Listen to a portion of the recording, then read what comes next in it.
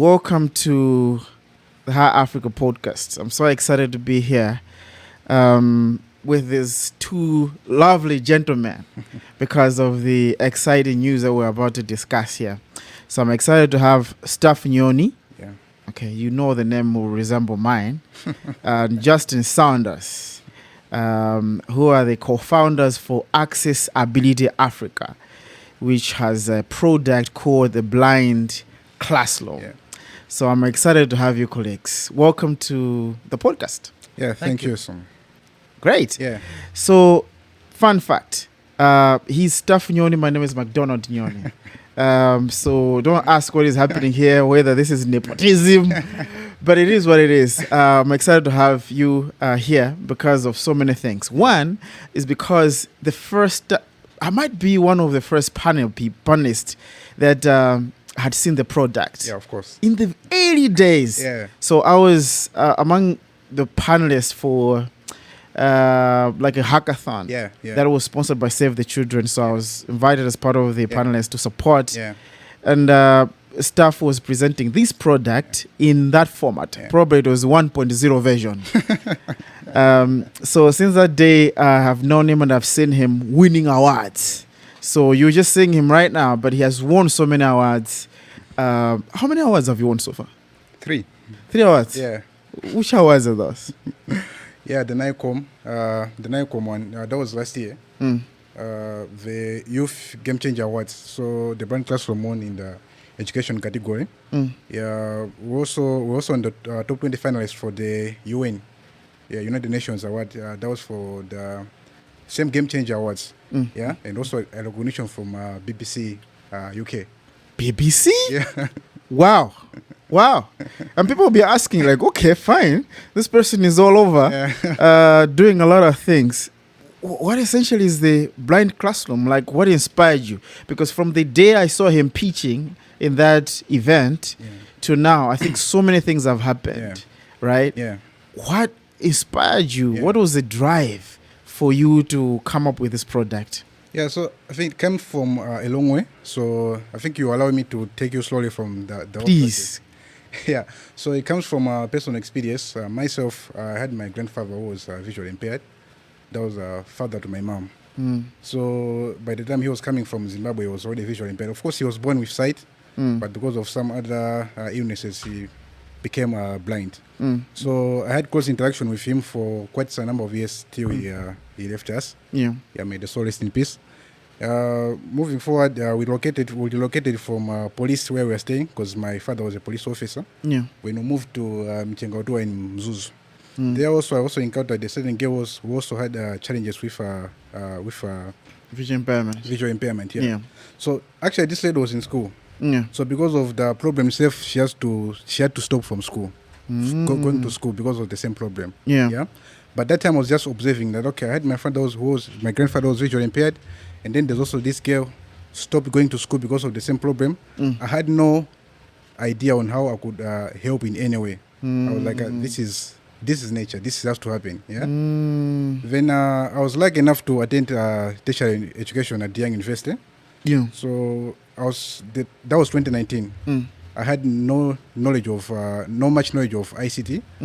Then there at the Young University, I met this nice lecturer of mine. Yeah.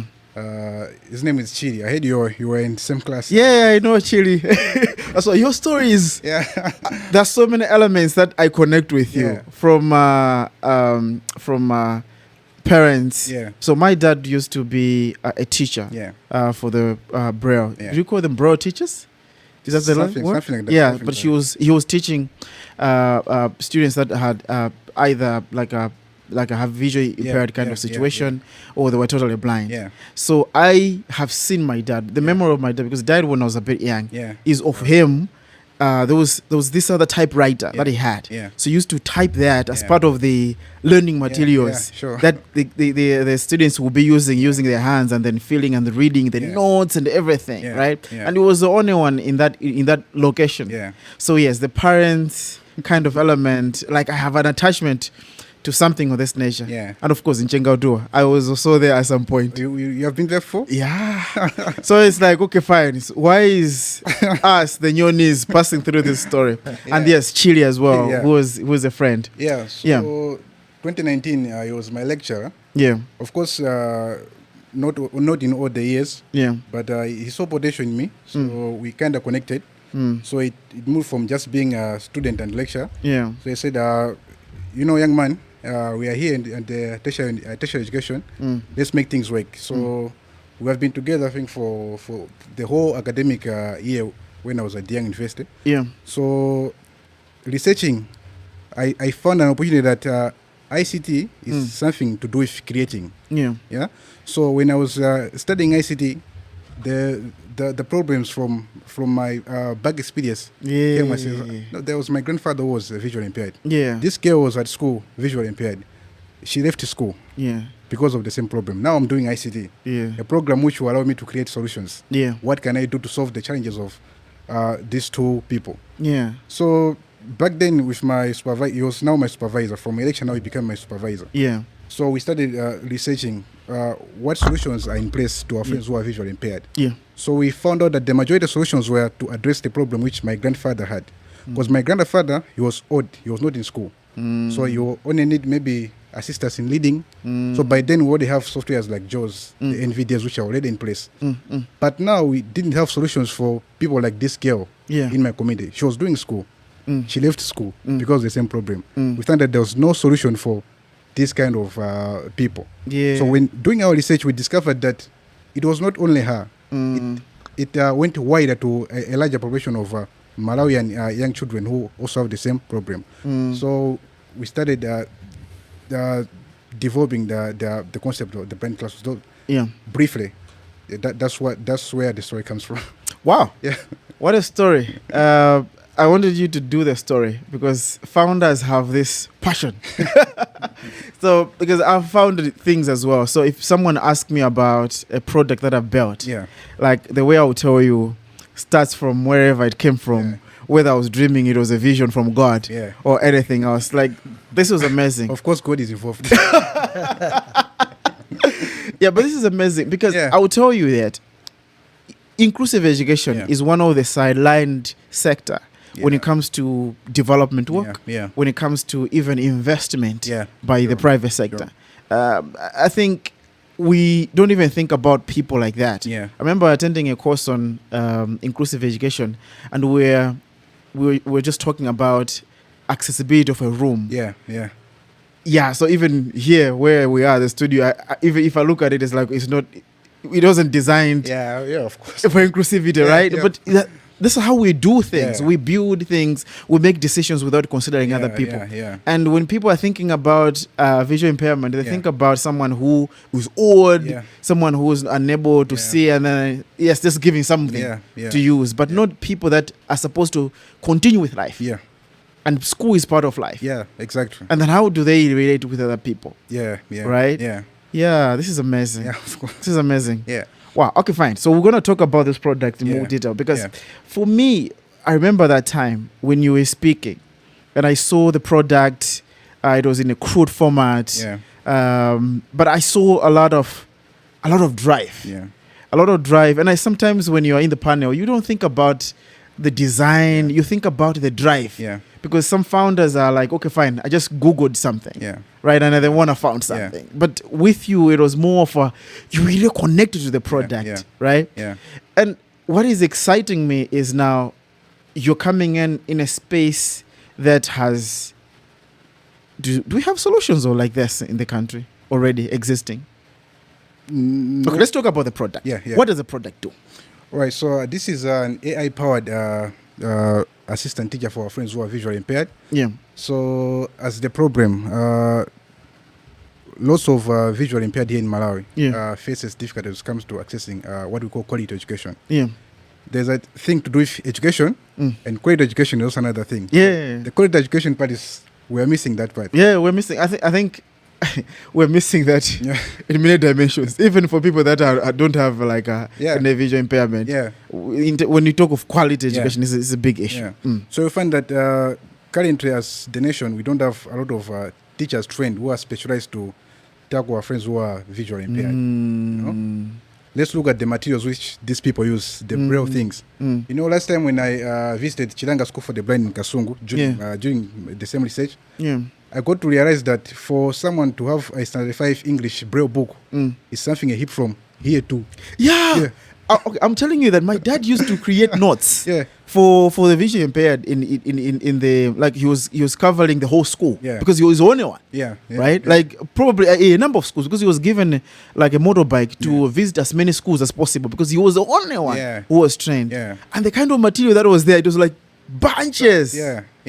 Wow. So if you think of a material like that one, if let's say water like this just pour on top of that one, it's spoiled. You won't use it again. You can't use it because storage is also a problem. So having looked at these challenges, I thought of let's come up with this system to address some of these challenges. Talk of in the learning pace as well, because I've also been in classes. I did a lot of research before diving into the actual solution. Which is good. Yeah, I've been in classes. I've learned with the visually impaired learners. One thing I realized when I was in class was that there were some kids which were left behind during the lessons, because a teacher is given what I can describe as a fixed period of time to teach. Right. So the teacher is against time and content. So if there's some student which is a slow learner and is finding difficult to grasp the concept, the person is automatically left behind. But you still find out that it's not that person cannot grasp the concept. But the nature itself, it does not allow. It does not accommodate such kind of learners. So we came to design an AI-powered system, which would teach the exact content. Mind you, we are targeting the students in school. So our target is the content which they learn in school. So we came up with an AI-powered solution which would teach the exact content in class. People learn in the conventional schools. In line with the curriculum. The curriculum. We can't learn away from the curriculum. Otherwise, we'll land ourselves in trouble. So there's a teacher in the system which is trained. So the teacher is trained to act as the way a physical teacher acts. So it will come in class. Welcome to the students. Today you are going to learn maybe English. So the student will come in the system. But I think I should start by explaining the setup. So there's the software is installed inside the computer. It might be a phone, a computer. That's fine. When there's a small customized keyboard which is used for navigation, and then a set of headsets and a microphone. So it's voice-based learning. So the student will come, start the system. So it's automated. You start the system. The teacher will welcome the student in the system. So the student will choose the subject which he or she wants to learn, and the system is customized in the way that if there is Staff Nyoni in the system, the system will teach Staff Nyoni as Staff Nyoni. If Staff Nyoni is a slow learner, the system will adjust in the slow pace of teaching. Amazing. Because we are learning away from the fact that in a physical class, some students who are slow learners, they are left out. They're left behind like that. So if we come up with a solution which is not addressing this, then there's nothing we've done. So there's that way of teaching which is personalized. So a student has to feel that it's me and the teacher, right? So the same process which happens in class, the teacher will start teaching.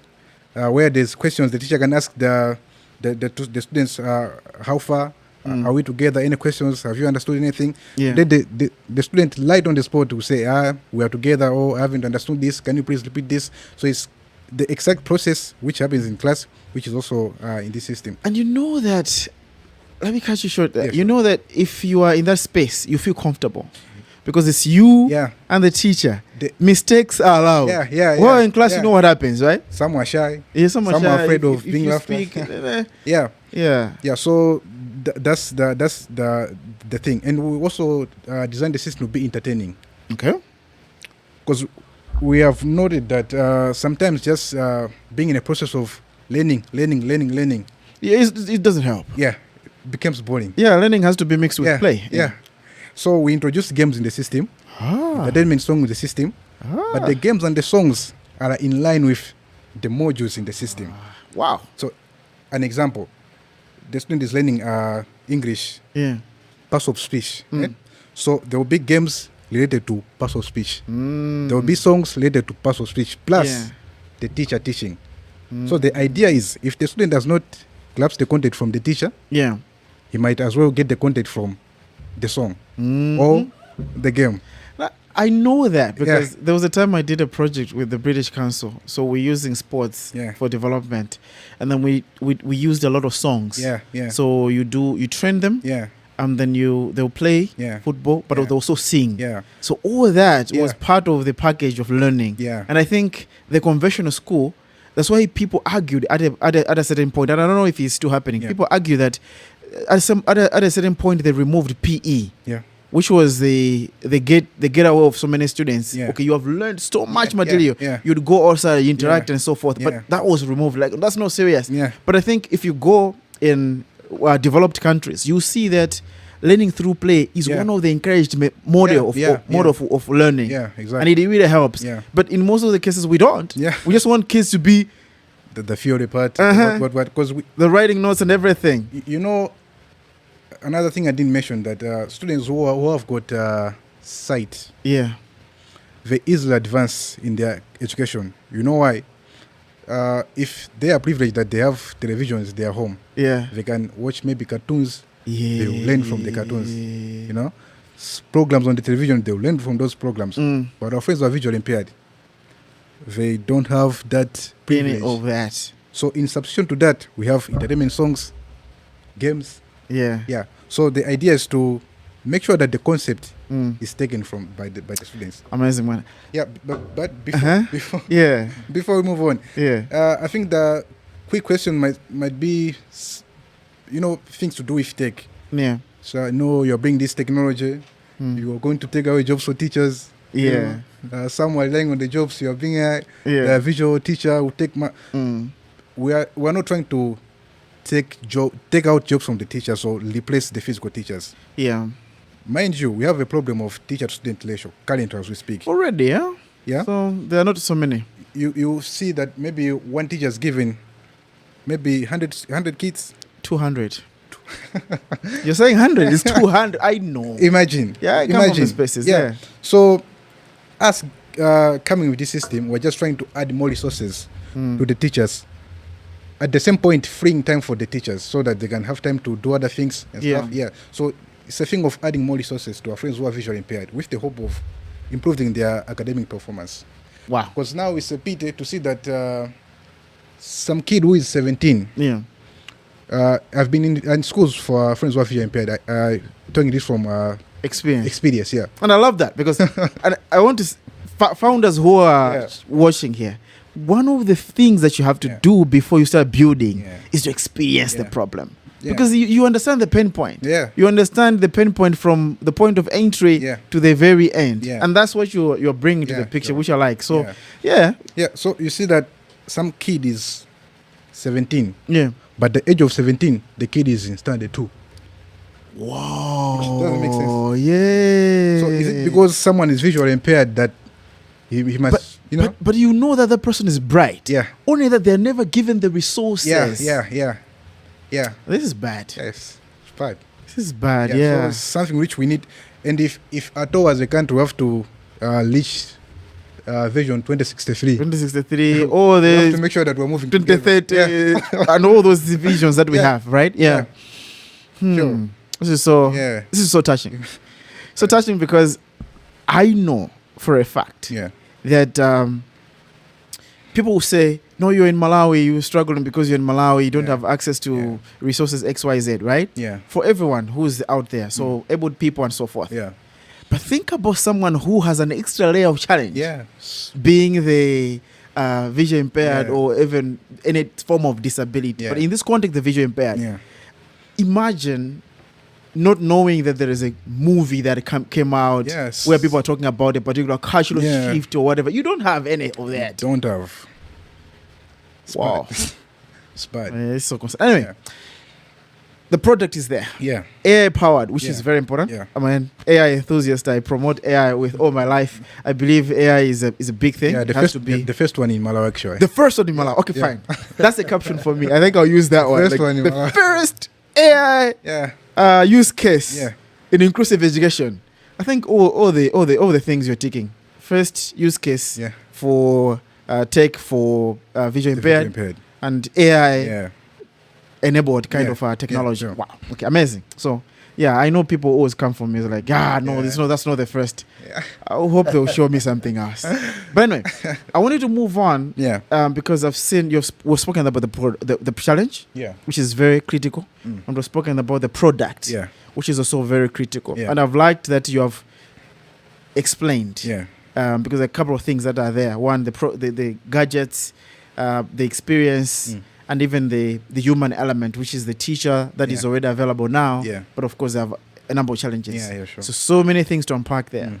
But now we have Justin, right? Yeah. Like, how did you guys meet? Right? This is. I want to know that kind of story. How did you guys meet? All right. So I'll take that one. Yeah, you take that one, and then I'll go to Justin to talk about him because he also brings a lot of interesting stuff. So you talked about our first encounter when we were at the hackathon, which was organized by Save the Children and the Mzuzu Hub. Yeah. Which is now. Oh, I forgot Nzuzu Hub. Oh, Yeah. sorry, Wangiwe. Yes, I remember. Which has now remanded to Imagine Livelihood. Yes, they have moved now to Imagine Livelihood. Yeah. So. Okay, Imagine Livelihood as a name. Yeah. Yes, just to make sure that people will be like, okay, fine. What is that? What is the right product? But yeah, that's a name. Yeah, just a name. Yeah. Okay, fine. Yeah. Yeah. So from that hackathon, another thing which I don't really mention, we the judges needed 3 winners. Unfortunately, I wasn't part of the 3 winners. I remember. You remember? I was the judge. Yeah, of course. The feeling was bad. You know, anything to do with losing, it's bad. Yeah. Yeah, but I was lucky through the innovation manager. By that time, that was Mr. Crispin Boda from Save the Children. Crispin. Shout out to Crispin. Yeah. I was talking to him this week. Ah, nice. Yeah. He's a nice guy. Yeah. So he said, stuff you have lost, yes, but we feel like there's some elements in your project which we feel like we should still support you. So they had to include me with my friends at the incubation at Next Gen Labs. Yeah. So Next Gen was our giant incubation hub. So from Next Gen, that's where we are developing our prototypes, getting the technical support. Because mind you, I was from just finished from university. University at that time, yeah. Yeah. So after university, I was now incubated at Next Gen Labs. Yeah. So we are developing prototypes, going out to testing for prototypes. Yeah. So we did the phase 1. We tested, then we graduated. So we jumped into the phase 2 of the Future M project. Yeah. Which Save the Children. So in the Future M phase 2, we had to launch our products. Yeah. So I wasn't one of the winners at first. They included me by, I should say, chance or God's will. Yeah, that's where Go comes in for you, eh? So the final phase was to select only 2 innovations which they are going to scale. Yeah. Yeah, but I was lucky that my innovation, the brand classroom, was amongst the 2 innovations now at that level. Yeah. Yeah. So you didn't get the first money. Yeah. That okay, but you remember that day? Yeah. After the announcements, right? The people that had spoken and whatever. Yeah. I think we had a chat afterwards. Yeah, after. It was Chili. And I told you that I know how big this is. Yeah. I know how big you cannot win. You know, with these pitching events, it's about who's the best, who's good at articulating. Yeah, sometimes people are just good at articulating when the solution is not even there. Yeah. Or sometimes solutions like the inclusive education kind of offers that you have, they may not seem attractive at that particular time. Yeah. Because people don't understand. They have not lived the experience of the problem. Yeah. But they will look at, okay, fine, cyclone. Okay, this is solving cyclone. Because I think there was a guy who was solving something to do with floods. Yeah. And because it was exciting, because everyone is like, hey, I feel it. Yeah. And I think that was bad of us. Yeah. Now I repent that. But because that was us thinking about the now than the future. Yeah. But whenever I get chance to have people who believe in your idea, at that stage, I think you should thank God. So shout out to Mr. Crispin. Yeah, Crispin did a lot. But I remember I also spoke with Yes, you did. You did. So from there, we had to launch the products. Of course, along the way, we also made Money Fund of Makla, which also helped in the product. We'll talk more about them as well. Okay. Yeah, so we had to launch the product. So he was present at the launch. Yes, I think he was in Malawi for some other activity, so he came to the launch. Yeah. So when we were at the launch together, he saw the solution, and then he asked me, "Can you please briefly? I don't have time. Briefly." I don't know. Okay, you said you know what happens with investors, right? They'll give you like a minute. Yeah. Can you just tell me about the solution? Yeah. In a minute. Yeah. Oh wow. And I remember that time I was shaking, you know. Yeah. Yes, just to say some buzz here and there. Then it's like, I think I like what you're doing, agent. I think you should talk. Have this number. Yeah. So that's why I get to meet him. Wow. Yeah, sure. Okay, fine. Just That was the launch. Yeah. Huh. okay. Let's talk about the launch. Yeah. What was happening? What were you doing in Malawi? That time? So I was at that time working with the Land Information Management Project at the Ministry of Lands to basically digitize all of the property layers and all the information with deeds and titles. Yeah. So I was that project was coming to an end. Yeah. And also I've been doing some drone surveys here. Yeah. And so I knew the guys at NextGen because they were interested in drones in the early days. Yeah. I remember. And I think they'd competed with us on several occasions. But I was looking and I thought, well, I need to go to this tech event. And I thought, well, you know, I've just sold my company in the UK. Yeah. I've worked a lot in Malawi in lots of different sectors. So I thought, well, I've got some spare cash, and I really want to see young Malawians progress. Yeah. So it was very passionate in that I know how the Malawi system works in government, in the private sector. So I was very familiar with it, and I was looking for sort of technology ideas. And I'd had this idea that we can put internet out into rural areas, and that we can come up with a data collection model in rural areas, and then we can monetize some of that data. So I'll come on to that later on, how that might fit into this project. But I looked at stuff and I thought, yeah, this is a good idea. And of course, I'd worked on the Shire Valley transformation project in Shire River Basin. So I knew that the Shire had always flooded and all that. So I understood the second presentation. Second presentation, you're like, okay. And they were using sensors, and I was asking about the cost of sensors and what happens if they wash away, and was it expensive loss due to that. But then I really had a passion for what staff was presenting. Okay, so for most people, because I know a lot of friends of mine who are founders, who are building, right? What is it that you saw in him that some of my friends that are also building products should work on, which you said, I think this kid has something interesting?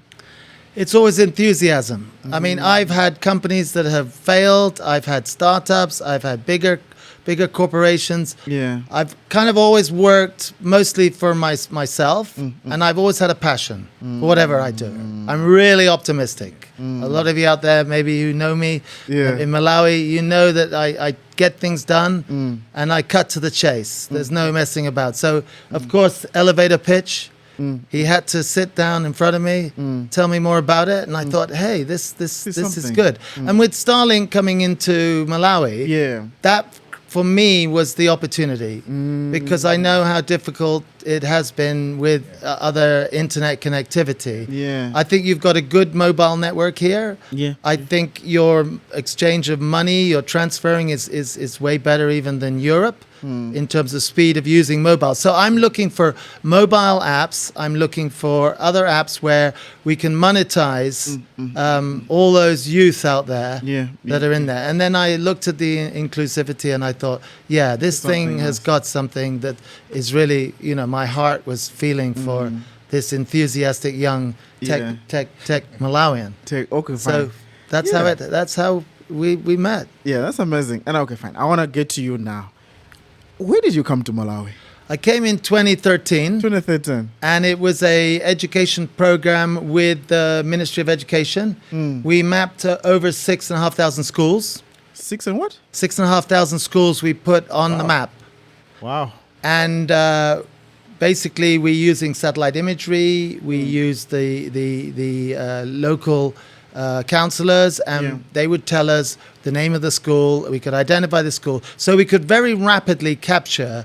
Each one of them had like 200 schools to capture. Wow. We could capture each of the schools actually at the workshop. So the workshop was it's happening. It was happening. People were getting paid to come to a workshop, and they were working.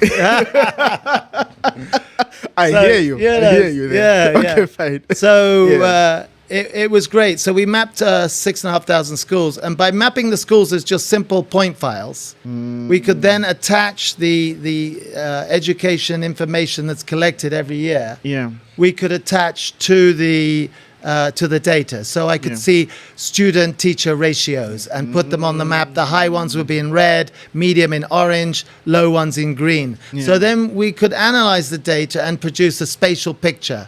So I've always been involved in mapping. Mapping has always been great because it turns pretty ugly tables Yeah. into something that's graphically Fancy and really good. pleasing. Decision makers can interpret it much quicker. A picture is 1,000 words. So once you make data into a picture, Yeah. then you can do it. So Yeah. I was with the Ministry of Education first. So Minister of Education, then you worked with the Minister of Lands as well. Yeah, then I went to Survey Department and worked with the Shire River Basin Management Project. Okay. And I spent about 4 years here doing about 100 days a year as a consultant. Wow. And we basically modernized the Survey Department, put in open source GIS, which is the mapping software. Yeah. Had new equipment from the World Bank project. Yeah. And then we recommended and we produced product that was relevant to the project with the Kamuzu Barrage. Yeah. We had lots of interventions down in the Shire. Yeah. And then we had the floods in like 2015. So I was here that January, and we rapidly produced a system so that anybody who was responding could have the information they required in terms of mapping. So, you know, on weekends, working nights, I had a great counterpart. She was absolutely fantastic. Yeah. Very demanding, but Yeah. she was a champion. Yeah. Wow. So you have been a friend of Malawi from 2013. Yeah, You've been around here, yeah, moved around Yeah. the country in different places. yeah. Sometimes I feel like people that have come to do projects, you know Malawi better than some of the people that are here. Well, even more than us, because there's that. Is this you call it Zambezi or that the Shire Basin, right? Shire Basin. Yes, yeah. Shire Basin is in Chikwawa, right? Yeah. Yeah. Chikwawa, is it Chikwawa on Sanja as well? It's in Sanje as well. Okay. So they get the worst of the weather in terms of flooding. They're some of the poorest people. They're overpopulated. They're little resources. So Yeah. it is one of the more difficult places in Malawi in terms of. Yeah, no, I've heard about Chikwawa and I've never been there. I don't know why, but anyway, I should. I should. Wow. So okay, fine. Coming from that space, you are working as a consultant, doing the all drone, everything, mapping, being land, just general land, mapping the schools. Like, where did you get your money? What was happening in the UK? Because you said I just sold my business. So for people that even didn't know, like, what business were you having in the UK? Yeah, so in the UK we had a mapping business, of course. Okay. And what we would do is we would take mapping from different suppliers. Yeah. And we then set up like a one-stop shop.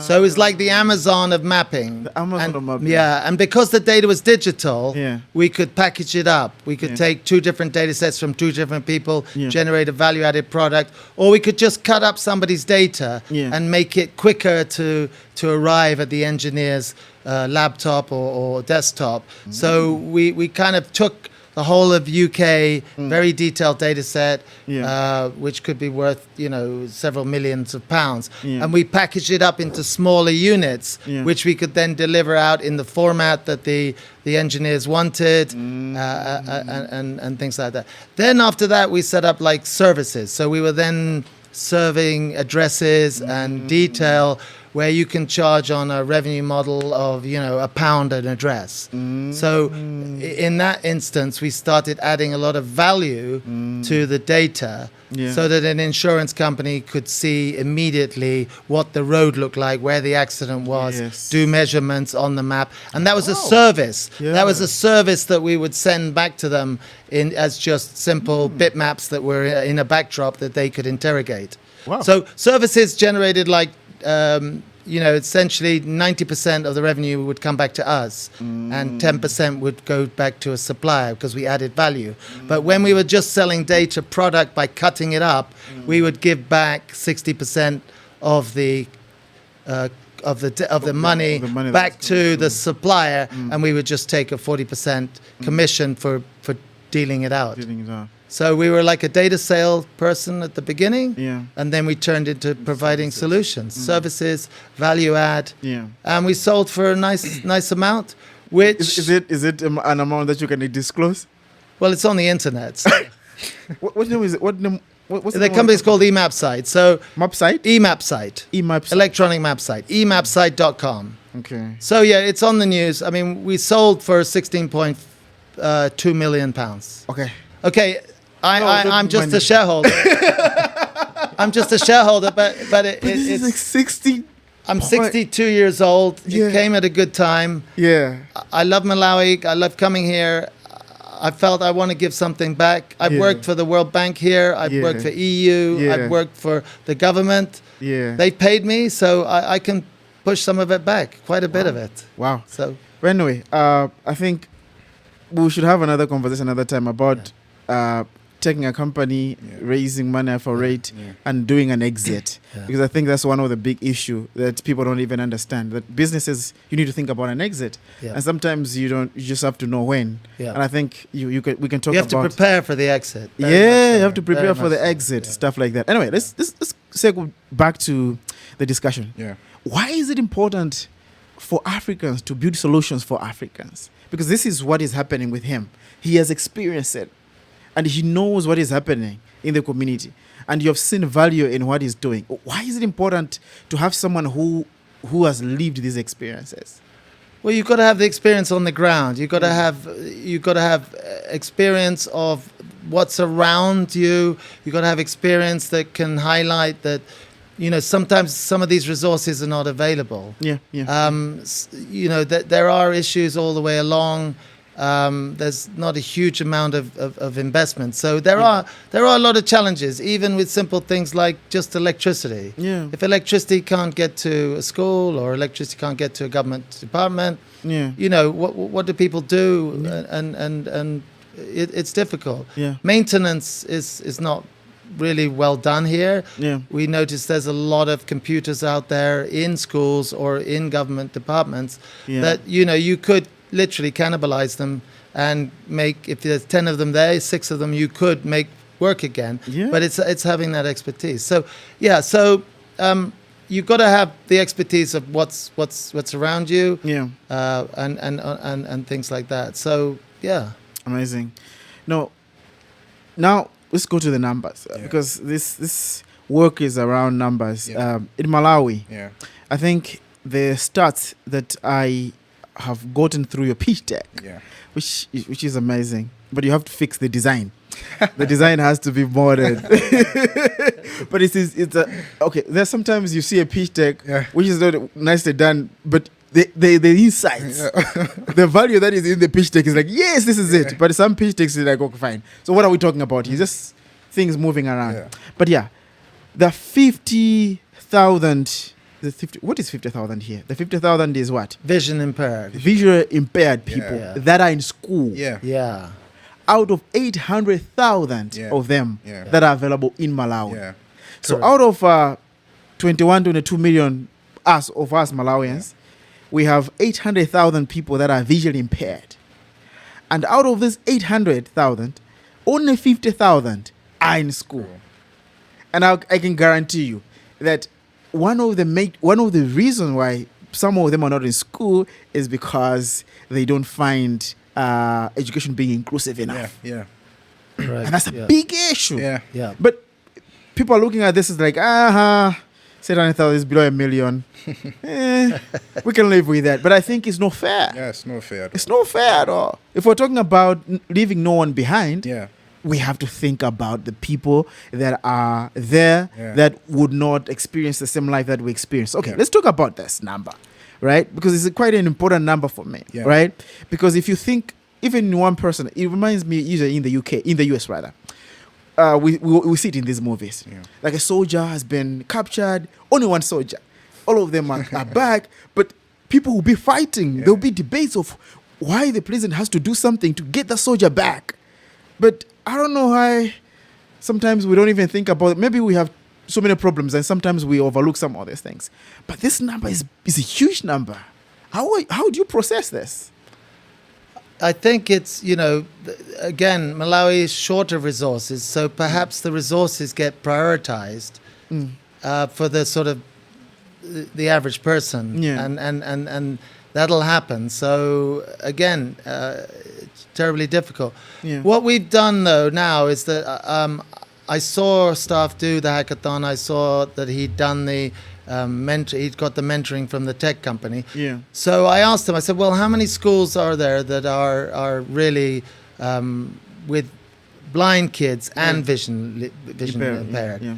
And he said, well, 14. So I thought, 14, okay. What's it going to take for us to basically put 10 laptops with the headsets, with the microphones, with internet? What's it going to take us to satisfy 14 schools? Put in 140 laptops, so it's a very easy, straightforward numbers game here. And we should target 700 people. So then we costed that up. So we thought, okay, we know the cost of laptops, we know the cost of the headsets, we know the cost of Starlink. Starlink is an opportunity because we can have unlimited internet, and we feel that we could use Starlink in the future to generate and monetize projects out there to get us more money to scale the whole thing, or to provide other resources for the community. So I was always interested in the monetizing data because I'm a mapping guy, you're a mapping person, and I can, so for me, I immediately said to staff, okay, we're going to set up a limited commercial company. Yes. We're not going to be an NGO. An NGO, We want to differentiate ourselves as a limited company where we can make the decisions, but at the same time, can we commercialize the product? So we had this discussion, and we've got several ideas of commercializing the product. So being commercial it seems to be working out fine. We can spend my money, and anybody else who contributes. Can put money, we can spend that money as we like. So, for example, the laptops we provide are refurbished. So we're buying laptops at $150, $200 a laptop. We can buy 5 laptops for every new laptop, maybe. So we're suddenly going out there to put in a lot of good tech. They're i5 processors. They're probably oversubscribed, but they're at a price that we can't refuse. Putting it out there. So we've got that. The internet could come in at $50 a month. Once we monetize $50, everything else on top of that could be considered profit. It's profit. Okay. So we are a commercial company. Obviously, we're giving away the hardware, we're giving away the software, we're giving away the solution to the blind classroom. So we're giving it away because we have to. Okay. But we always know that in a commercial environment, you can make some money and then give it back to charity. And I think that's a longer term objective than most of the grants or those things. So that's a big difference, is that a grant runs out or money's pulled, and then people haven't thought about, well, what about the next 2 years, 3 years, 5 years, or 10 years? So, we're hoping. But anyway, we're on a pilot, so we're going to see if the pilot works, and so far it's been successful. So many things to unpack here. One, it's very important, and I want to agree with you. It's very important to not base everything that helps people as a charity organization. You have to think about private sector, because private sector is where you have a bit of liberty to innovate without having challenges with some of these controls that are there when you are given money. Because you're given money and you're given a methodology. And there's nothing you can do about it. We don't, strings attached, not really. So it's a very important point to emphasize of how important it is for people to start thinking about that. But also, when it comes to organizations, one of the problems with organization is sustainability. And people wonder, we're finishing the project, the project in let's say in 3 months or in a year, and we're still discussing sustainability. It's like, yes, because it's free. How can you sustain something that is free? I don't know. Because you sustain something that has where there's an exchange of value. Of course. So value in most cases has a monetary attachment. So if you make people pay, but you create an environment where that payment doesn't feel heavy, Yeah. then you have helped them. Yeah. So I like that kind of model, and Yeah. I think people that are building, they have to start thinking about that. That if you're thinking about, you can think about it from a corporate social responsibility, where you can make some things cheaper, Yeah. but you can also give away some of the things. Yeah. You don't have just to be like a total Yeah. charity and NGO for you to function Yeah. in this economy. Anyway, you mentioned a very important number, the pilot number of 14 scores. I know that's what you're doing right now, working with this 14, trying to make sure that everything is set up and you're putting your resources, you're matching the investment that has been put by, I think, Save. Save the children. Save Yeah, gave Save you- the Children. Save the Children have been working along with this project for quite a while. Yeah. So I put the proposal in front of them and said, well, actually, I'll come up with 30,000 euros. Will you match it? Now, they haven't committed to matching the whole lot Okay. fully. Okay. They think they can get there, but they've come up with 8,000, 10,000 already. Yeah. That we can specifically put down to a physical deliverable that we can touch and feel. Yeah. The laptops, Yeah. the headphones, Yeah. the Starlink Yeah. hardware. Yeah. We can they know that they're getting a good bang for their buck Yep. in this area where they want to continue supporting staff Yeah. because they know the story. It's a success story. Yeah. For organizations, Yeah. it's like, hey, this is the success story. Yeah. Amazing. Okay, fine. From 14 to 400, in your pitch deck, that was clear. Yeah. And I wanted to talk about this. 50,000 are in school, Yeah. right? Yeah. Is 400 schools targeting the 50,000 that are in school, or it also cover the wider ones within the 800,000 that are there? Yeah, the difficulty is, I mean, we chose 400 schools because that's going to do 20,000 kids for Yep. sure. 20,000. Okay, and Yeah. and if you look at the cost per child, it's about $106. 106 or 160? $106. $106 to get to that child, and that's really in the investment of the laptop, the headset, the internet. After that, it's $13 a year to Wow. get internet and any kind of support. Okay. So it's not, we're not talking an expensive numbers. Yeah. We can do a school for about $5,000. So a school, you can connect a school with this technology. Yeah. The whole AI For about product is there. Yeah. The gadgets. yeah.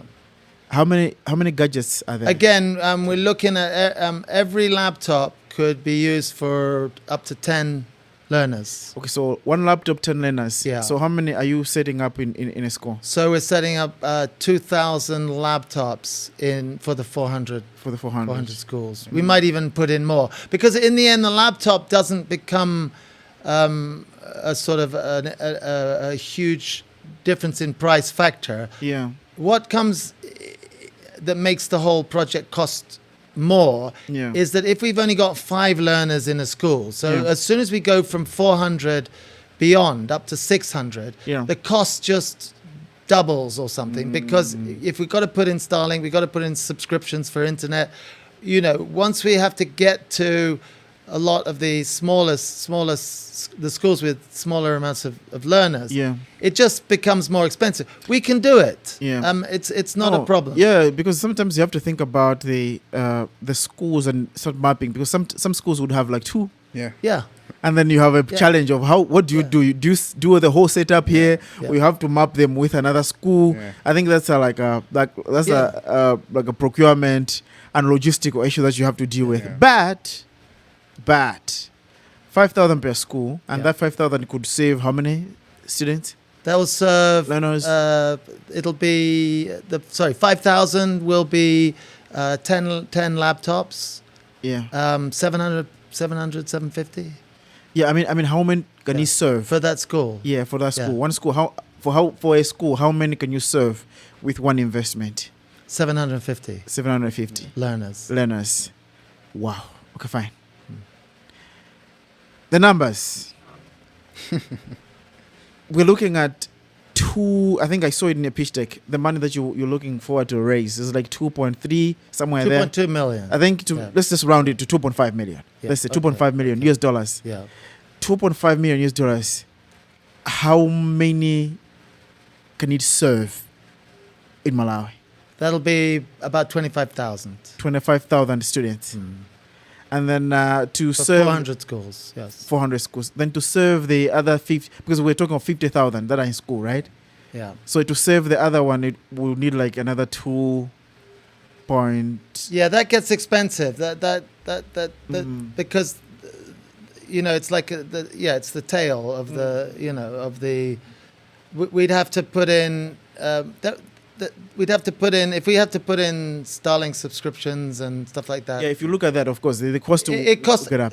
okay, just Go for up, an up. example, it costs 400,000 per annum just for the Starlink Yeah, subscription yeah, for 400 schools. yeah, So it's $1,000 a year yeah, to enable a school to have something like Starlink. yeah. I mean, I think it's cost effective because essentially part of our revenue model yeah, is that we are to collect data from the community. yeah. And I think we'll talk about the we'll talk revenue about model. that, I don't want to talk about that. Sure. But what I'm thinking is, if 400 schools would benefit and 25,000 actually get to benefit directly, Yeah. and doing like a multiplier of this would be maybe the same amount to other 400 schools. How many schools are there? There's essentially there's about 7,000 in 7,000, total, right? but there's only about 4,000 that include The the inclusive, vision. inclusive. So There's out of 4,400 or something. 4,400. I looked at the data today. I mean, it's fortunate that I worked on that project, So EMIS, it gives from you a lot of- 2012 because I know the guys working there. It Yeah. gives us access to work together, Yeah. and we can get those numbers. Yeah. But we're going to follow up and we're going to phone the head and find out what is to actually find out what happening. it actually really is in terms of accuracy, Yeah. and then we'll be able to make our decision. Okay, a moonshot. So I always believe in these moonshots. If we're thinking about a moonshot that could solve this problem entirely in Malawi, let's say all 50,000, and then maybe even if we were doing 50,000 in it, 800,000, that's like 750,000 Yeah. are left behind, right? Yeah. So if we are to do even other programs, because what I'm saying here is you have created this for schools, Yeah. but it can go beyond schools, because other people will not need to go to school, but they will want to do Yeah. what do you call that school that is done by the elderly? Like is what's the name of the school? Homeschool. No. Yeah, the home. It could be homeschool, yeah. could be the after school. Yeah. Yeah, Okay, after after school, right? Where Yeah. you just want to learn how to Oh, do okay, business and yeah, just yeah. add the numbers and whatever. But your vision impact. There should be that kind of offer. Imagine if you're serving the whole of Yeah. it, right? And 10 million Malawi, 10 million US dollars. Cut it. Oh, I think definitely. It can cut it, right? I would have thought that once you have the blind classroom out there, Yeah. other people will start hearing about it. So the attendance in schools is going to go up, isn't it? Ah, yeah. It's bound to go up. So people, if they feel there's something there for their child, they want to go. So the to numbers that. will So automatically the numbers peak. and that's not expensive for us because once we put in the gear, once we put in the connectivity, Yeah. to scale it is if it's $150 laptops for every 10 children, Yeah. it's not a big number when you're looking at it. Yeah. We've thought about other things like we could use Airtel or TNM Yeah. in the smaller schools because then we'd have a bundle which was a lot cheaper Yeah. than say the $50 one. So you could do a $5 bundle for a school. So again, we've thought about all of the tech behind Yeah. it and what we could do to optimize it. But essentially, Yeah. we're looking for a phase 2 to follow up from our scaling of the 140 systems. So moonshot, we could say, let's say you have raised 10 million US dollars. You could say you could develop the product, even have gadgets that are already, even maybe make a deal with a Yeah. company that is doing laptops, and they will already, like, they will manufacture the laptop to Yep. to fit Yeah. the specifications, and then even have tabs Yeah. that will Well, already work with this product, and then you can have this. Even people subscribing. Let's say I have my mom who can hardly hear, but I want her to learn about AI because AI is a big thing, right? I can then say, okay, fine, let me just buy the gadget, or let me just subscribe to your software, and then I can give her maybe 2 months of access for her to learn AI, though she can see, but she will be able to learn AI through this platform, because that's all I'm looking at, because this would bridge the accessibility problem that is there, and it can give you so much beyond just the curriculum that we have, to going beyond that and provide entertainment, even to those that are in homes that are just staying. Because imagine what they pass through. They not seeing anything, so they rely on people telling them stories. What if they can have something that has on-demand content? Yeah, absolutely. Yeah, then it goes beyond. So if someone is thinking of investing, they are looking at a market that can grow beyond the academics, and it can go beyond and provide as much learning opportunities and stuff like that. Yeah, we've already thought about adapting it to a mobile phone. Yeah.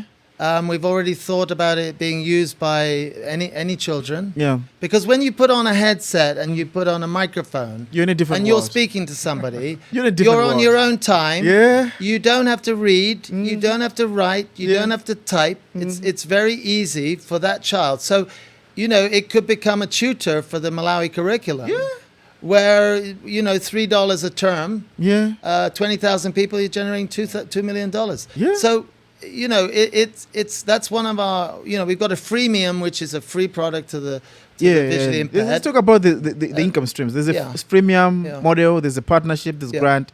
There's training workshop, which is the service that you learn through your first business that you want to offer, and there's subscription where companies or even the government, because the government, I know it's an unpopular opinion, but sometimes people think governments are supposed to just get things for free. But in other places, government pay for the citizens, because the money that we pay through the taxes are supposed to be to go back and service the people. So the government is supposed to, okay, fine, what service do people want? Then the government says, okay, fine, how much does it cost? They negotiate and they pay for the student. Yeah, we can't wait to sell it in Zambia. It's a Malawian going to Zambia, selling an app which basically creates the curriculum. We can change all the curriculum. We can modify it. We use AI. AI is improving every day. We've even got now Chichewa versions. So it's an incredible technology that you do need the internet. So having Starlink there was a game changer, and that's kind of what encouraged me to, when I first saw stuff, it really encouraged me to proceed further, because that is a necessity, and it's it's a. I think people that even are thinking about putting money, like investing, to, I don't know if you sell equity. I don't know what kind of but we're a startup. But startups always sell equity. So if someone wants to buy equity, and I'm saying this because this platform is focusing on Africa. Right? Like people that are raising in Africa. And for me, I see there is, if you start thinking about the demographics in Africa, I think the numbers will get bigger. So someone sent me something. Let me just read it. In fact, this is a very important one, because people will look at 800,000. It's a small margin. But if you start thinking about it, it's not a small margin anymore, because it goes beyond that when you go to different countries and so forth and so on. So this friend of mine sent me something that is very, very, very interesting. Let me read it. I think it's a quote from Dare Okoje. I think it's Nigeria. The name is, but it's Dare, right? The Okoje or something like that. Founder and CEO of One Africa. So he said most markets in Africa are subscale, meaning that you have 1 million in Malawi, you have 2 million in Zambia, you have 500 in Mozambique, and it powers up like that. So winners will need to be multi-market to be able to get something that is sizable and matters in the long run. So this is it. People, even that I think about investing, because that's what I promote on this platform, they need to see this as 800,000, yes, but the total addressable market can grow. If you think of Zambia, Zimbabwe, it goes on and on and on. Within the sub-Saharan Africa, it goes on to East Africa and so forth and so on. And you make the whole market bigger. And you can scale this beyond the current reach, which is amazing. Yeah. That's why we call it Accessibility Africa. Yeah. We're looking outside. Yes, the Africa has to The Africa has to Yes. be there because we're looking outside. If a model can work here, you know, a lot of models of even from the West have been tried and tested in Africa. Yeah. And then they've been taken to the US, like the example in Rwanda for zipline drone delivery for health services. It started here. They and started then- here. There were less regulations. It was easier to do. They tested it all here, Yeah. and now they've expanded into Ghana. But they've gone to the States now, and they're going to be delivering packages. So Yep, I know the states who was back. The states. I don't know what kind of market is that, but yeah, people Big make one. crazy money in that space. But anyway, I think I've pleaded for these guys on their behalf. 10 million. If you put just 10 million US dollars into this product, this can become something beyond Malawi. Yeah. It can go in different countries. A product that can come as an app that you pay for and to learn on so many things. And you can even add a lot of entertainment. Yeah, you can strike deals with the musicians. Yeah. They can give you exclusive music Yeah. that comes through this platform, exclusive movies that are properly narrated, and everything comes on that. This is a market that you may not think about, but this is the inclusive market that is big. Anyway, let me come back to you. Yeah. On culture, you said this app is not replacing teachers. So I think you have to save yourself here. Yeah. Every time there's technology, people feel like, I'm losing my job. Yeah. You know, when the AI was coming and everyone was like, we're losing our jobs and everything. But everyone is here and we're using AI and we're just better people. Yeah. Yeah. We are at least we're writing better. Yeah. Our spelling mistakes are we have improved. But people still have their jobs. Yeah. How can you, I don't want to say how do you assure Yeah. our teachers, but Yeah. what do you see should be the psychological way of handling teachers Yeah. when they are now being onboarded into this technology? Yeah. Okay. I think the quickest thing is for them just to understand that this thing is here to improve their nature of work. You know, if we in other years they were unable to assist one student with more time. Yeah. With coming in of this technology, the student is able to be assisted with more time. Their effort, but the system's effort. Yeah. Understand? So it's like less effort, high impact. Yeah. Yeah. Yeah. So it's something that's benefiting them, as well as boosting the academic performance of the students. So it's a thing of improving performance, improving nature of work. Yeah. That's it. Now, when it comes to communities, Yeah. do you know that in some communities, even having a phone is like, phones are taking our bread. Yeah. Sorry, this is how it happens in some places in Africa. Sometimes even the gadgets can be felt like, they are doing something, right, to your body and everything, which could be true to an extent, if scientifically proven. But how would you convince communities so that they're also onboarded? Because sometimes, when you have someone, a kid that is even visually impaired, some parents will keep that kid in the house, so they don't release them outside because they feel like they'll be laughed at and so forth and so on. Yeah. How would you look at the community engagement beyond the teacher and even the students experiencing the platform? Yeah. What is your offer there? Yeah, I think it goes to the mindset.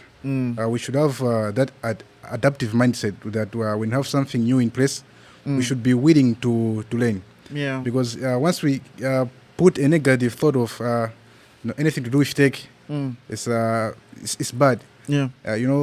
Us African Christian countries, some say, no, this one is for the devil. Yeah, it's like remember when Facebook was coming? Yeah. It was labeled as it's owned by Satan. Yeah, but you see now, almost each and every big All the church, churches now are We're live streaming streaming or check us on Facebook. yeah, And so, collecting money on Facebook as well. Yeah, so let's The have that collection of money is very yeah. important. So let's have that mind of that anything which is coming, let's have the space Yeah. in our place that we should learn what is it here to offer us. Yeah. In that way, we are going to go far, because if we still stick to our old way of doing things, it will be difficult for us to move forward. The problem is Yeah. we'll have people, because you don't choose to be Yeah. visually impaired. You Yeah, know, see? sometimes this might be an accident, it might be recklessness, but in most cases, Yeah. it happens Yeah. by design. Yeah, I'll tell you, I've been going to the schools most frequently. Yeah. And I should say a big shout out to Save the Children, because they've been doing a wonderful job together with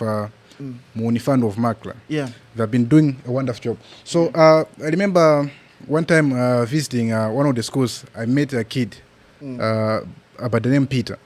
So the teacher was like, no, thank you for coming. You have come at the right place. Peter is very happy. He has passed 94% in English. So I was like, so what's special about that? Just like, I know last term, Peter failed again with 34%. And he had to cry that, no, I'm going to kill myself. Oh.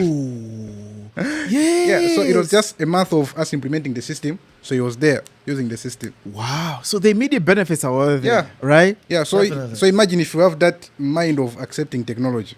Yeah. See what impact it will give us. So you definitely see that it's not that those people can't learn.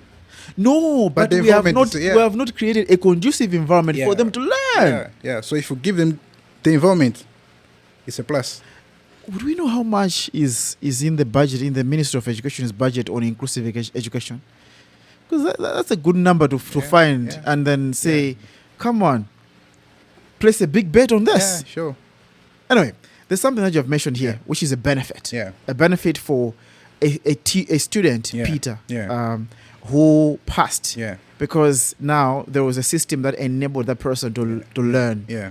And I love when I hear Yeah. these stories, Yeah, because yeah. for me it's personal. Yeah. Right.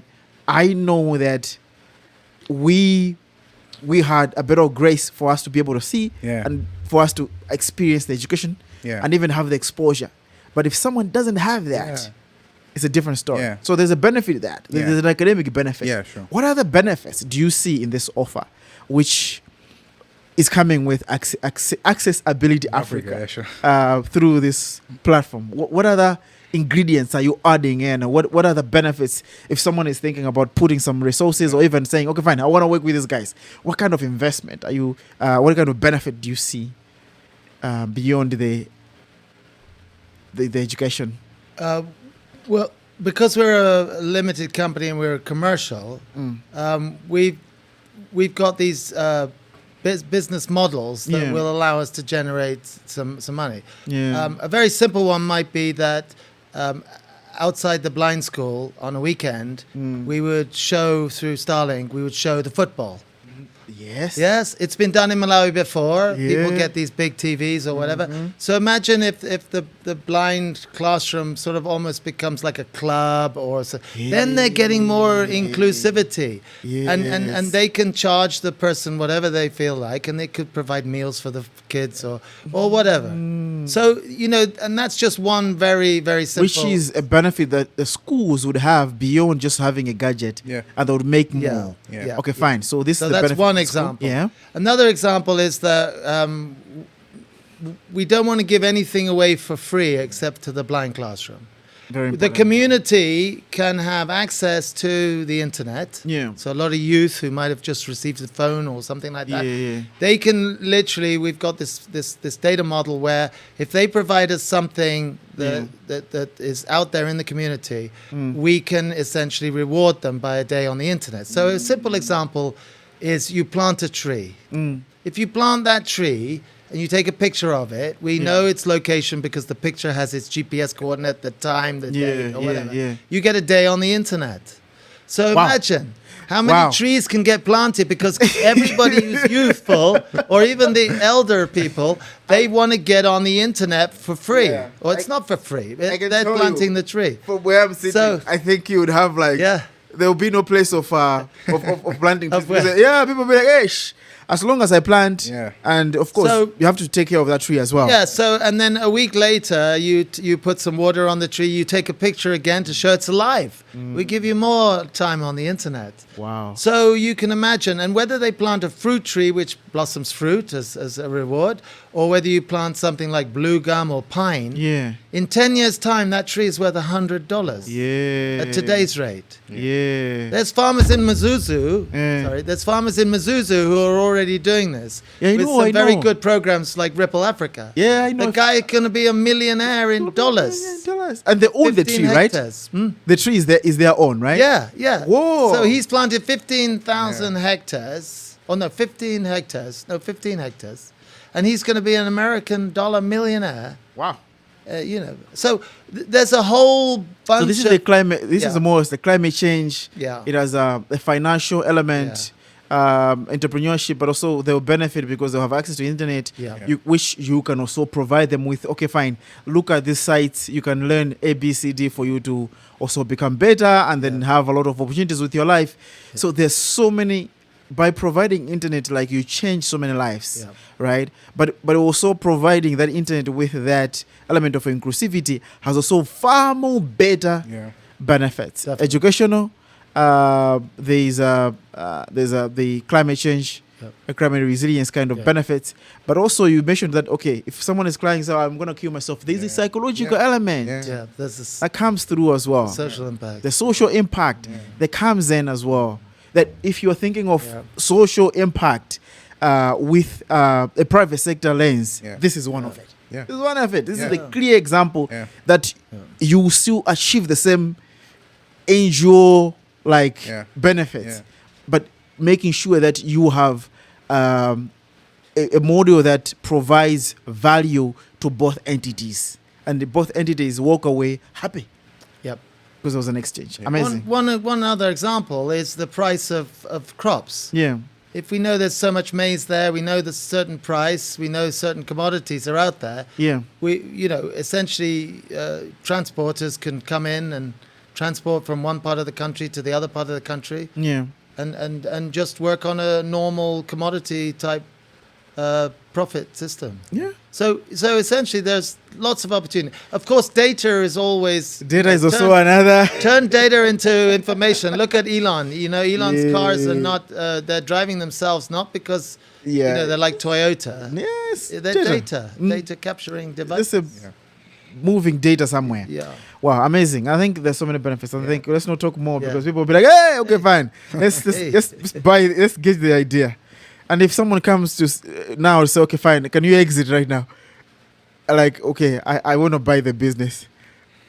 I'd like a partnership. If somebody essentially has a skill that they think complements what we've got, Yeah. Sure.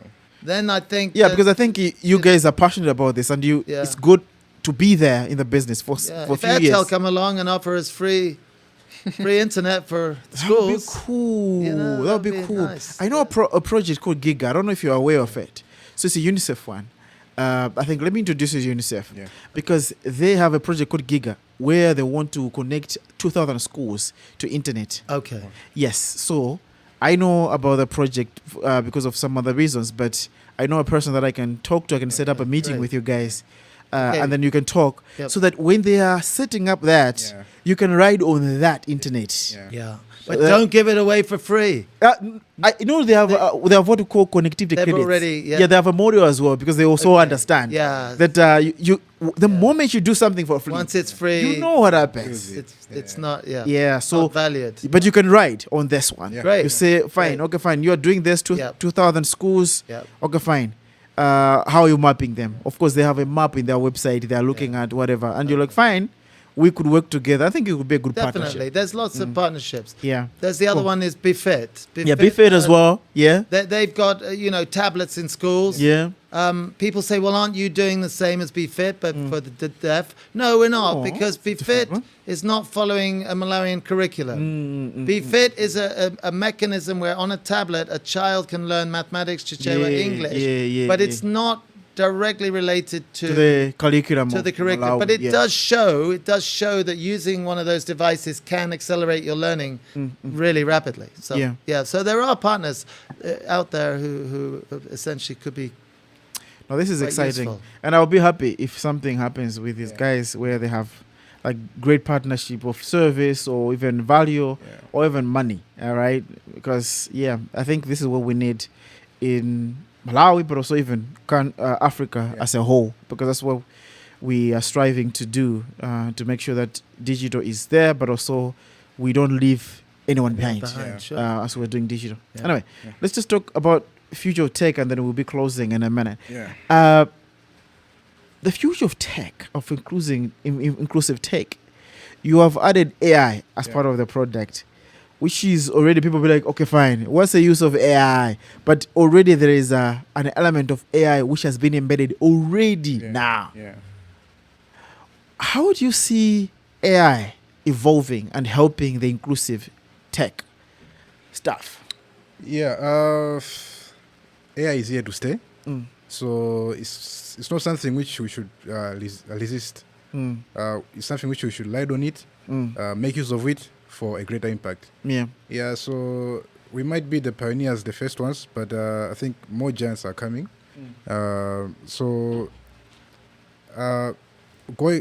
Moving forward in the future, I think we'll have more of these AI things in EdTech.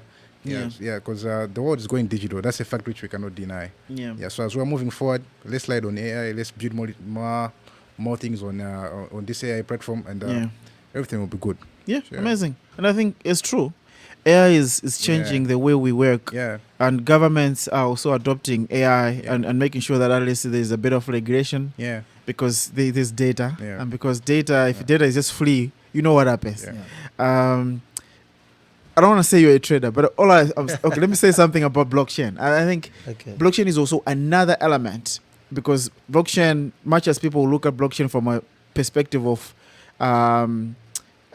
just making money out on those platforms within the blockchain space, there's also some benefit that you get with blockchain, which is security, improved security, and so forth. How do you see blockchain coming in some of this, like a product like this one, at a later stage? I'm already thinking about how, if you're collecting data, security has to also be enhanced. But how do you see blockchain overall improving your overall offer as accessibility? Africa, is it? Accessibility? Africa. Okay. Accessibility Africa. Yes. Through it, actually. Yeah. I think one of the biggest things maybe blockchain could work with is the security, because the privacy of children, the privacy of somebody with a disability, there are ways which that could certainly favor a solution in terms of that. But I think it's early days. We'll see what others are doing with blockchain. But I think security. We've had several discussions with other technical partners. And the one that always comes up is that if you're going to do something, it's got to be secure. So blockchain gives you that kind of offer. Sure. Cool. What are the requirements of scale for you to scale to countries like Zambia, Tanzania, South Africa? What would be needed apart from the money? I think it's getting people like staff on board, getting champions. So if we can find champions in Zambia and Zimbabwe and wherever who are in this kind of space, because it's always about the character of the team. It's always about investing in people. People matter. People really matter, and if you get some good people, I call them champions, of course. Once you get champions in Malawi or anywhere else, once you get some real champions who are passionate about it, you can move forward faster. You can move forward better. You include everybody. Yeah. So, you know, whether you've got a degree or not, Yeah. you know, you can get Yeah. people from all sorts, and some will certainly excel. A very important one. Sometimes people just think it's just about the papers in class, but there's people that are skilled right now that didn't do the conventional school. And sometimes doing conventional school is a privilege, specifically in continents like Africa, where sometimes school fees, there's so many things, competing demands. Yeah. I remember, it was part of my story, when I was in school, I was helping my family in one or the other. My mom would call me, I need money. And you're in school and you don't have anything, and you're like, oh, fine, okay. So I started thinking, and that's one of the reasons that I started building platforms earlier on in the university, because of that. It's like, okay, fine. If people are asking for money now, then I need to find a way to make money, and you just have to build. Yeah, you know, sometimes it's good to have problems because now you think innovative. I am telling you, I have said this. I always argue, right? Even the success that I have, it's not like I have like a bunch, right? I haven't sold like a business already. I haven't sold a business as of now, but the problems I've had have built who I am today, and I have learned so much. Within myself, like I've self-taught myself so many things because of challenges, and the challenges are good fuel. If you take them well, if you're not lazy to say, okay, fine, I'm in problems, then I think just a quick way to lots of youth out there who are kind of facing a lot of challenges. You know, I think we should take challenges as a way of succeeding. You know. So if you are in the ghetto, wherever you are, life is tough, no school fees, no what. No, as you are in that stage, don't think of things like studying, stealing, or what. You know, think of something innovative. And the energy which comes from the challenges, you know, you don't you don't and feel it. And you know, the time I learned how to build websites is because I was sitting at the sitting room. So because the house was 1 bedroom, and we are like 6 kids. So my mom and everybody. So 1 bedroom, so everyone is there. So that time I was going to the university, and I was like, fine. Should I sleep in that room with the rest of the people? I was like, okay, I'm going to sleep at the sitting room. Now, while I'm there, because the sitting room is not built to have like the mosquito nets. So the mosquito nets were really tormenting me. So I couldn't sleep. So I woke up all night and I had my laptop, because I bought a laptop that time. I was like, fine, what should I do? Then I started just teaching myself how to develop websites. Around 3 a.m. This is when I cracked the code. I was like, oh it works. Now it works. And it's funny how these things happen.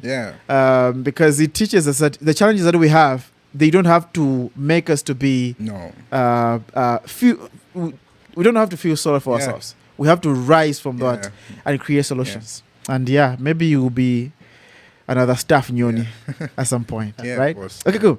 I'm gonna do a message to people or governments later on, because I want you to like do like a final message, because for me, I think people will need to learn to start seeing value in things like this. And I know people are. There's a change of development right now, where it is moving from a charity donor kind of situation to a more transactional.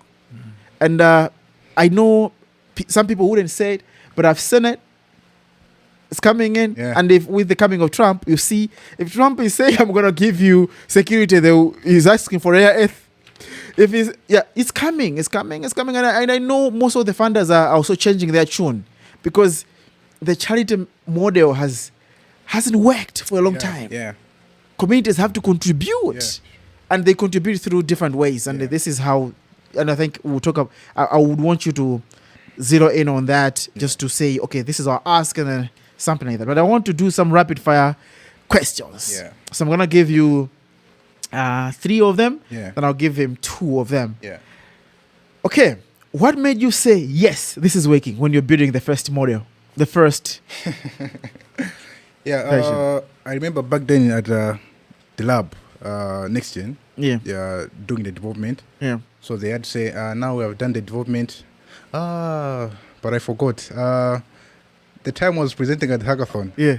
I had a visually impaired Person, yes, Yeah. who came with you?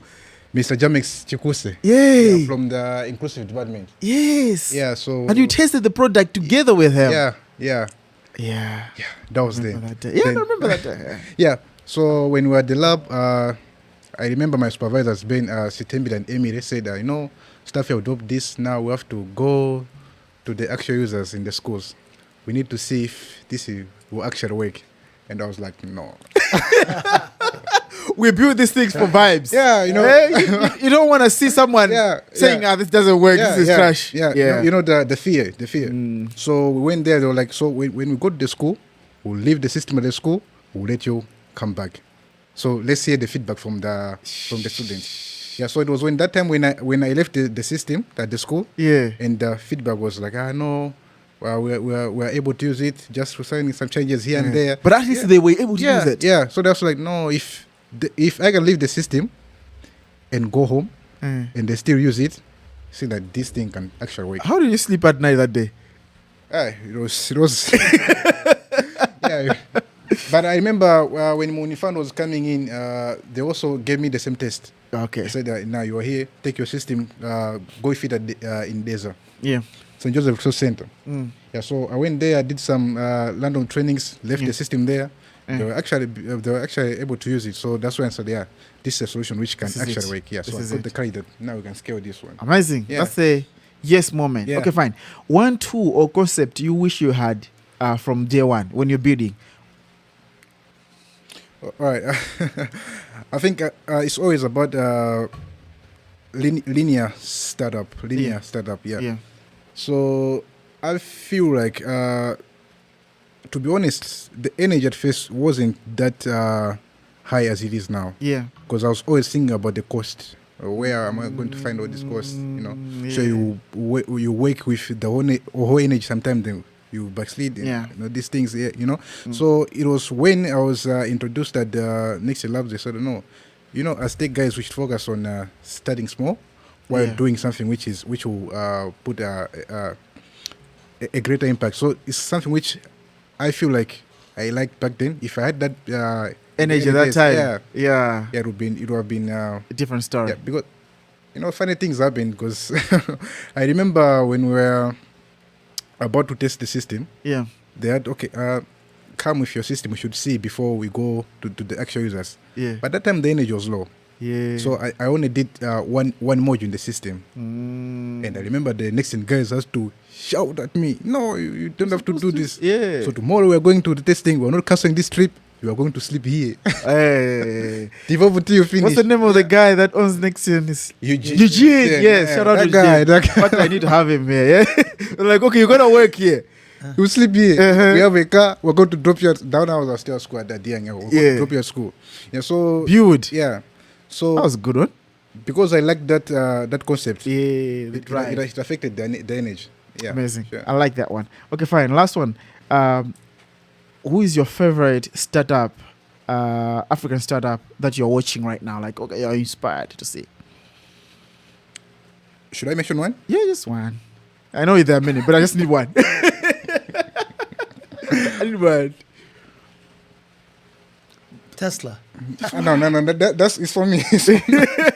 I'm joking. I'm joking about Tesla being an African startup. Yeah, it is. Elon is South African, so Let's say Spark system. Spark system. Oh yeah. Okay, fine. Oh yeah, Spark. Yeah, of course you have limited me, but that's fine. So yeah, I've limited you. Sorry. But I was saying, you're supposed. The questions are supposed to be hard. The others are supposed to be easy, right? Yeah. Okay, fine.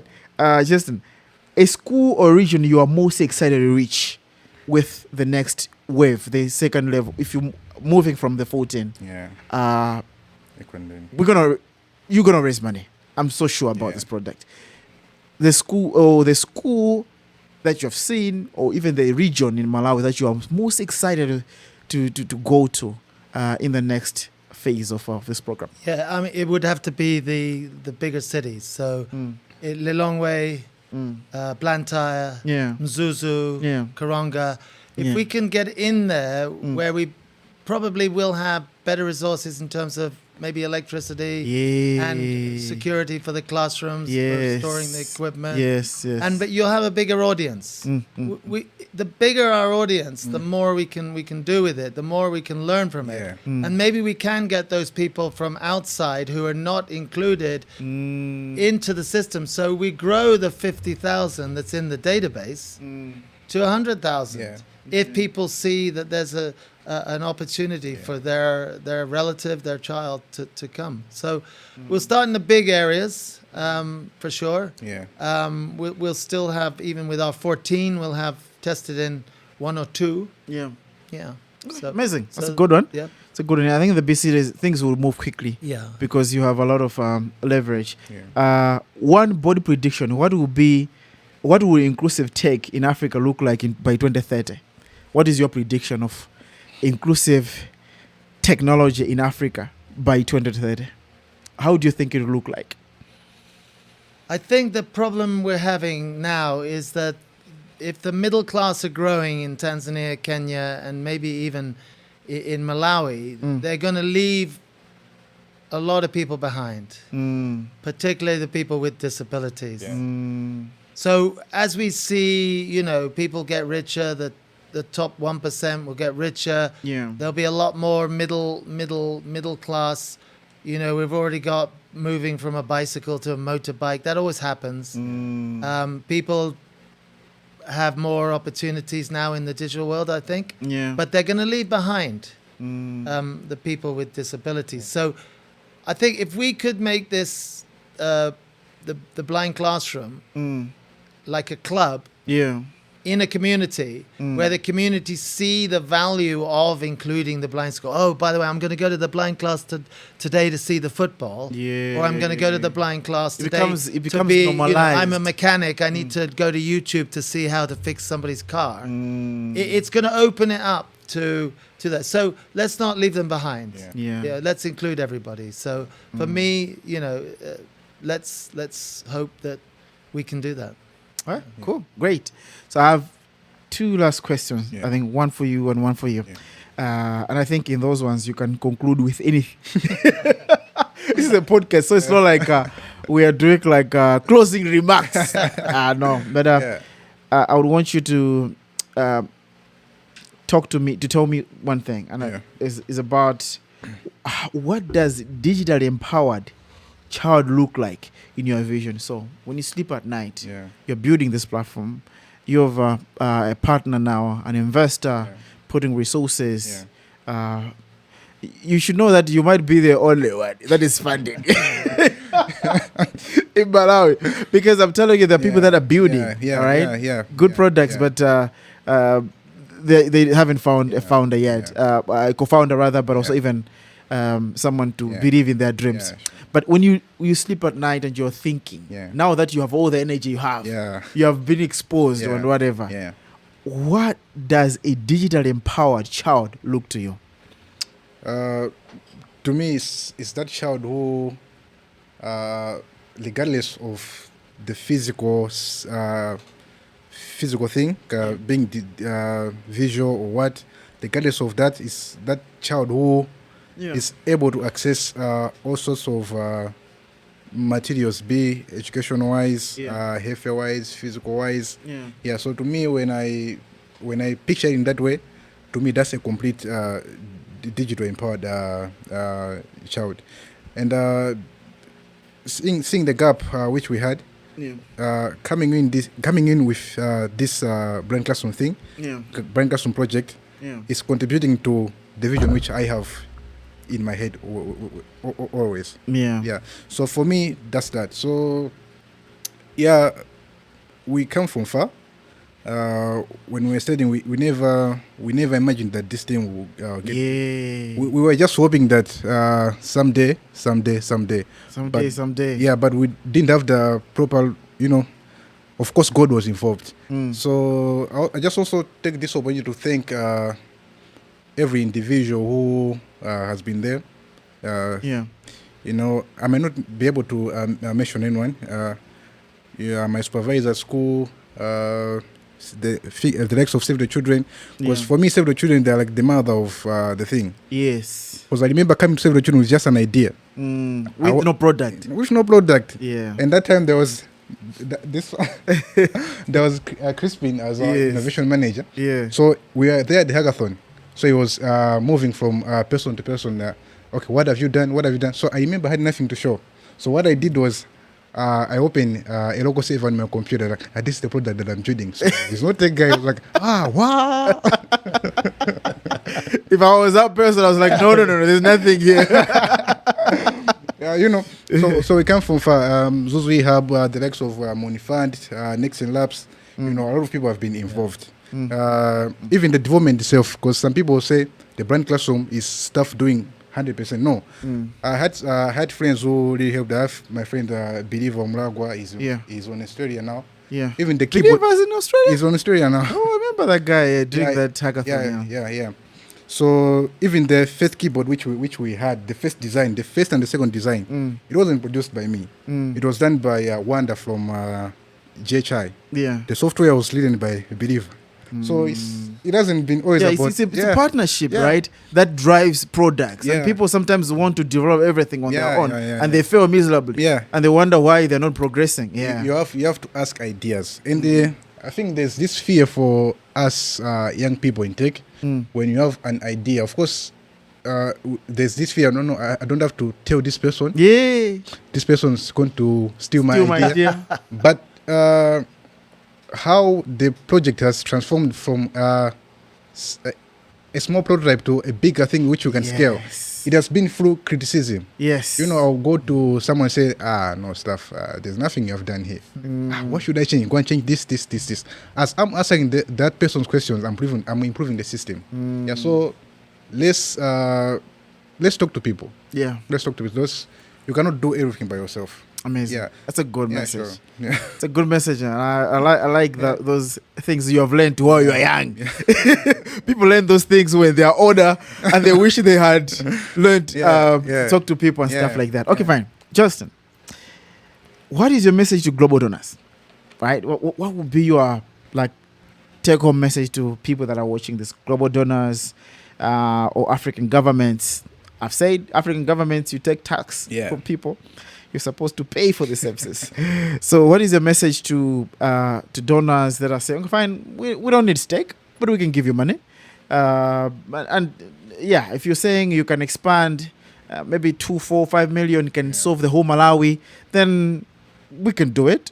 5 million is not a lot. We can put it. What is your message to these ones for them to support inclusive tech? I think the most important is deliverables. If you've got a deliverable that's physical, it's not just writing a report or it's not making recommendations. Malawi's had hundreds of reports written, 100 recommendations. It's about implementation. And it's implementation of the deliverable. If we deliver 2,000 laptops to 400 schools, that's a deliverable. Yeah, the headsets, the microphones, the software. The software we might not get paid for at this early stage. But in the future, you have to license it at some point. In the future, we license it. You know, if it's $3 a term and it's $12 a year, and once you get 20,000 students, that's like $2 million. So there is the opportunity, the business model to do that.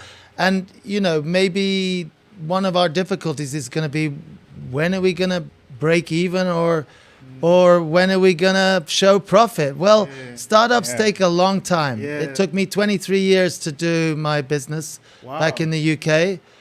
We struggled through different periods of time. We got support. We just hammered on late hours. I've slept in the office too. You just have to. You just have to. And essentially, for me, it's about deliverables. What indicators are you going to do that's physically? And also, we're capturing data from the blind kids about their own lifestyles. What do you, as a blind child, want to improve? And we don't even know what they are until we ask them that question. So we're really making it inclusive for that. We're monitoring how the system's being used, how long, how much internet, how many questions answered, and we're just going to improve that.